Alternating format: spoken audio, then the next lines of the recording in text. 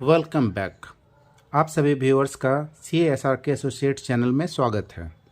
मैं CA Rakesh Kumar Sinha accounts की MCQ series की अगली कड़ी के साथ उपस्थित हूं। आज की इस कड़ी में हम लोग अकाउंट्स के ABC को सीखेंगे और उस पर बेस्ड कुछ MCQ को भी करेंगे। ये MCQs ICOM, BCom या कॉमर्स रिलेटेड सभी क्लास के लिए उपयोगी हैं। जब हमें किसी चीज़ को समझना होता है तो उससे संबंधित बने हुए रूल्स को समझना होता है। जब हम उन रूल्स को समझ जाते हैं तो उन सब्जेक्ट के बारे में हमें अच्छे से समझ में आ जाती है, चाहे वो किसी चीज़ से भी संबंधित हो। उसी तरीके से अकाउंट्स को समझने के लिए उससे संबंधित कुछ बेसिक रूल्स हैं, जिसे हम बेसिक रूल्स ऑफ अकाउंटिंग या गोल्डन रूल्स ऑफ अकाउंटिंग भी कहते हैं। अब चूंकि यहाँ पे बात आती है अकाउंट की, तो उन रूल्स को समझने से पहले हमें ये समझना है कि अकाउंट होते कितने प्रकार के हैं। तो बेसिकली अकाउंट्स दो प्रकार के होते हैं।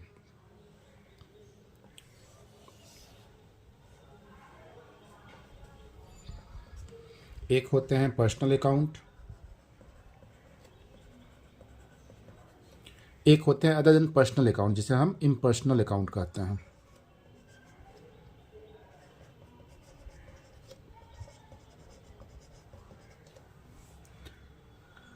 अब पर्सनल अकाउंट जैसा कि नाम से ही समझ में आ रहा है कि किसी व्यक्ति से संबंधित होंगे या उनसे रिलेटेड कोई व्यक्ति होंगे, जैसे कि राम, श्याम। ये डायरेक्ट नेम यहाँ पे आ रहे हैं, मतलब वो व्यक्ति हैं। कभी कभी हम व्यक्ति सूचक शब्दों का भी प्रयोग करते हैं, जैसे कि ABC लिमिटेड। ये यहाँ पे व्यक्ति नहीं है, परंतु एक आर्टिफिशियल जुडिशियल पर्सन है, जिसे हम आगे लॉ में पढ़ सकते हैं। या कैपिटल, जैसे कि हमने लास्ट क्लास में बताया था कि ये रिप्रेजेंट करते हैं प्रोप्राइटर को, वहाँ पे उनका नाम नहीं लिखा जाता है। अब बात आती है इम्पर्सनल अकाउंट की। तो इसमें हम दो टाइप्स के अकाउंट को देखते हैं। एक होते हैं रियल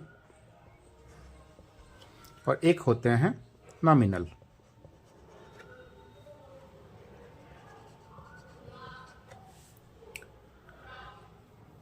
रियल का फर्दर बाइफर्केशन है। रियल एसेट्स को डिनोट करता है यहाँ पे, और एसेट्स को हम दो पार्ट में बांटते हैं।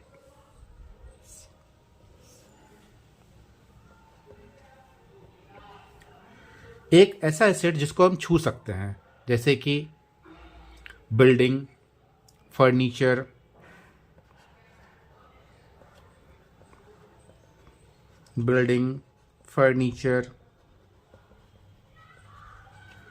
कैश एक्सेट्रा, जिनको हम टच कर पा सकते हैं, फील कर सकते हैं, इन्हें हम कहते हैं टेंजिबल।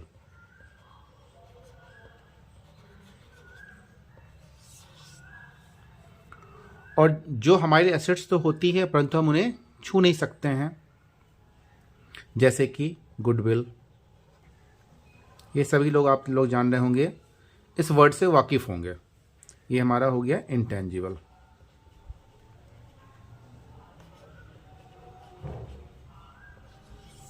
इसे हम छू नहीं सकते, फिर भी ये हमारे लिए एसेट्स हैं। पहले आप इस पेज का एक स्क्रीनशॉट ले लें, फिर हम लोग आगे बात करेंगे। अभी तक हम लोगों ने पर्सनल को देख लिया, रियल को देख लिया। अब बारी है नॉमिनल की। कुछ ऐसे अकाउंट होते हैं जो ना पर्सनल होते हैं ना रियल होते हैं, उन्हें हम नॉमिनल अकाउंट में डालते हैं, जिन्हें हम नाम मात्र के खाते कहते हैं, जैसे कि रेंट, सैलरी, कोई अदर एक्सपेंसेज जैसे रिपेयर्स एक्सेट्रा। बेसिकली यहाँ पे हमारे एक्सपेंसेज एंड लॉस रिलेटेड या इनकम और गेन्स रिलेटेड अकाउंट आते हैं। तो अभी आपने ये देख लिया कि अकाउंट को हम क्लासीफाई करते हैं दो अकाउंट में, पर्सनल अकाउंट और इम्पर्सनल अकाउंट। इम्पर्सनल अकाउंट का फर्दर क्लासिफिकेशन होता है रियल अकाउंट में और नॉमिनल अकाउंट में। अब आप लोग अकाउंट के बारे में क्लियर हो चुके होंगे। अब इससे संबंधित हम लोग एक रूल को देखेंगे जिस पे पूरी जर्नल एंट्री या यूँ कहें तो पूरे अकाउंट की समझ निर्भर करती है। अगर आप उस रूल को समझ पाते हैं तो अकाउंट को अच्छे से समझ पाते हैं। अगर उस रूल को समझने में दिक्कत होती है तो आप कितना भी अकाउंट पे प्रैक्टिस कर लें, कहीं ना कहीं आपको परेशानी का सामना करना पड़ सकता है। तो आइए अब हम लोग उस रूल को समझते हैं। उसे हम लोग अकाउंट्स की एबीसी भी कह सकते हैं। पहले आप इसका एक छोटा सा स्क्रीनशॉट ले लें। अब हम लोग गोल्डन रूल्स ऑफ अकाउंटिंग को देखते हैं। पहले पढ़ते हैं, फिर वन बाय वन उसे समझते हैं। जो सबसे पहला है पर्सनल अकाउंट, उसका रूल कहता है debit is the receiver, credit is the giver. यानी जिसने रिसीव किया उसे डेबिट करना है और जिसने दिया उसे क्रेडिट करना है। ये हमारा हो गया पर्सनल अकाउंट का रूल। आगे आके इसे हम एग्जांपल से भी फिर समझेंगे। अभी एक बार इसे गो थ्रू हो लेते हैं। दूसरा है रियल अकाउंट। रियल अकाउंट कहता है कि उस चीज़ को डेबिट करना है जो हमारे पास आया, उस चीज़ को क्रेडिट करना है जो हमारे पास से चला गया। रियल अकाउंट हमारा एसेट से रिलेटेड अकाउंट है। अब बात आ जाती है नॉमिनल अकाउंट की। नॉमिनल अकाउंट में डेबिट हमें करना है ऑल एक्सपेंसेज एंड लॉसेज को, क्रेडिट हमें करना है ऑल इनकम एंड गेंस को। ये हमारे 3 बेसिक रूल्स हैं जिस पे अकाउंट्स की जनरल एंट्री या यूँ कहे तो पूरी अकाउंटिंग बेस्ड होती है। इसे हम लोग अपने शब्दों में अकाउंट्स की एबीसी भी कह सकते हैं, क्योंकि अकाउंट की शुरुआत यहीं से होती है। अब आप लोगों ने ये तीनों गोल्डन रूल्स के देख लिया। इसका एक स्क्रीनशॉट ले लें, फिर इस पर एक बेस्ड हम लोग कुछ एमसीक्यूज करेंगे। अब हम लोग एक एग्जाम्पल को देखते हैं। एग्जाम्पल में है Ram has given ₹1000 to me. तो सबसे पहले यहाँ पे हम लोग अकाउंट को आइडेंटिफाई करें। तो यहाँ पे राम है, तो राम हो गया हमारा पर्सनल अकाउंट। उसने मुझे क्या दिया? कैश। तो कैश हो गया क्या हमारा? Real account. अब पर्सनल अकाउंट का रूल क्या कहता है कि debit is the receiver,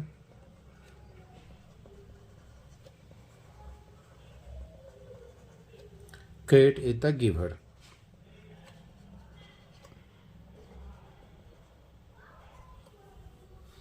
real account का रूल क्या कहता है?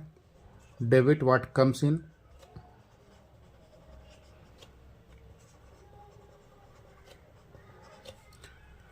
Credit what goes out.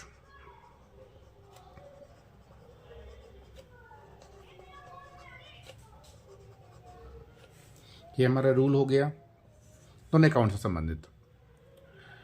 अब यहां देने वाला कौन है? तो यहां पे गिवर कौन है? राम। और हमें क्या मिला है? कैश। तो आया क्या हमारे पास? क्या हुआ? कैश। तो इसकी एंट्री क्या बनेगी?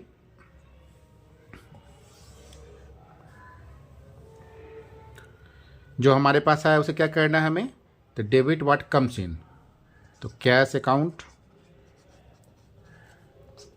डेबिट कितने अमाउंट से? 1000 अमाउंट से, टू किसने दिया हमें? तो राम ने। तो क्रेडिट किसे करना है? राम को। तो टू राम्स अकाउंट कितने अमाउंट से? 1000 से। तो इस प्रकार हमारी ये एंट्री बन के आती है cash account to Ram account. इसमें कौन कौन से 2 अकाउंट इन्वॉल्व हुए? तो personal account and real account. पहले आप लोग इसका एक स्क्रीनशॉट ले लें, फिर हम लोग दूसरे एग्जाम्पल को देखेंगे। अब हम लोग अगले एग्जाम्पल को देखते हैं।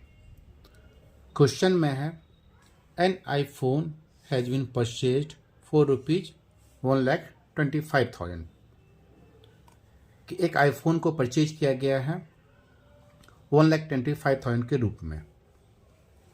तो यहाँ पे आईफोन क्या है हमारे लिए? रियल अकाउंट है। परचेज किया गया है कैश में या बैंक के थ्रू, तो कैश मान के चलते हैं। तो कैश हमारे लिए क्या हो गया? फिर हमारे लिए ये रियल अकाउंट हो गया। अब दो रियल अकाउंट यहाँ पे रिफ्लेक्ट हो रहे हैं। तो इसके लिए एंट्री क्या बनेगी? आईफोन के लिए हम लोग वर्ड यूज कर लेते हैं मोबाइल। तो mobile account debit to cash account. यहाँ पे क्या हुआ कि हमने मोबाइल खरीदा, तो मोबाइल हमारे पास आया, तो क्या कहते हैं इसे? Debit what comes in. Same इसी एंट्री में रियल अकाउंट ही फिर अफेक्टेड है, तो उसे क्या कहते हैं? Credit what goes out. तो मोबाइल को हमने डेबिट किया कितने अमाउंट से? 1,25,000 से, और कैश हमने क्रेडिट कर दिया कितने से? 1,25,000 से। अब यहाँ पे थोड़ा सा ट्विस्ट है। ट्विस्ट क्या है? एक एंट्री तो हमारी ये हो गई।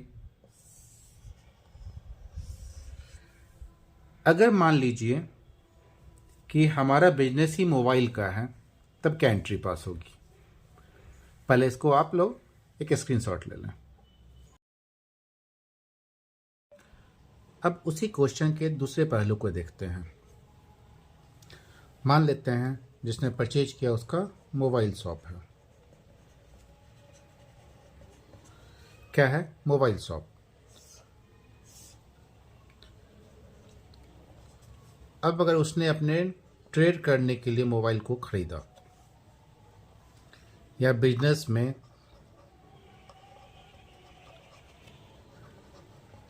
यूज के लिए खरीदा,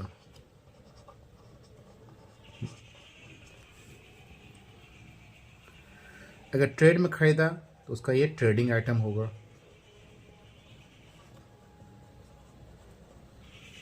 बिजनेस में खरीदा तो उसके लिए क्या हो जाएंगे?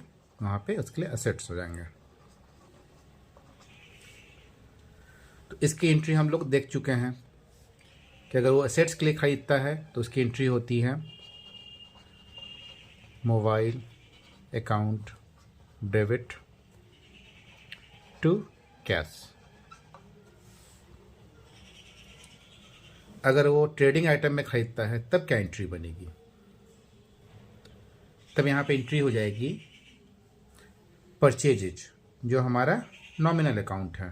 और नॉमिनल अकाउंट का रूल क्या कहता है? Debit all expenses and losses. क्योंकि हम एक्सपेंस कर रहे हैं अपने बिजनेस के लिए, तो यहाँ पर हो जाएगा entry purchase account debit to cash account. कितने अमाउंट से? तो 1,25,000। ये इसका दूसरा पहलू हो गया। अगर हम अपने बिजनेस में एज एसेट्स खरीदते हैं तो ये एंट्री पास होगी।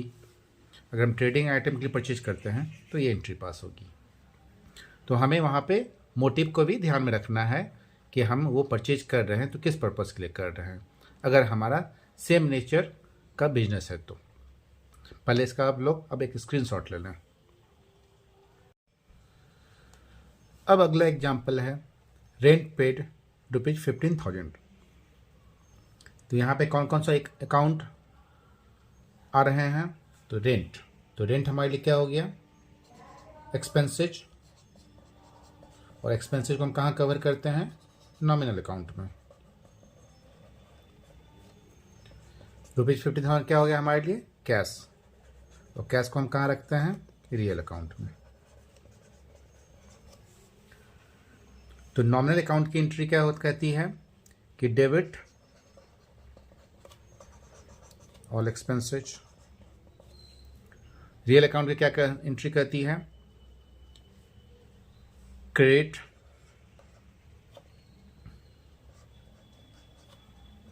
What goes out.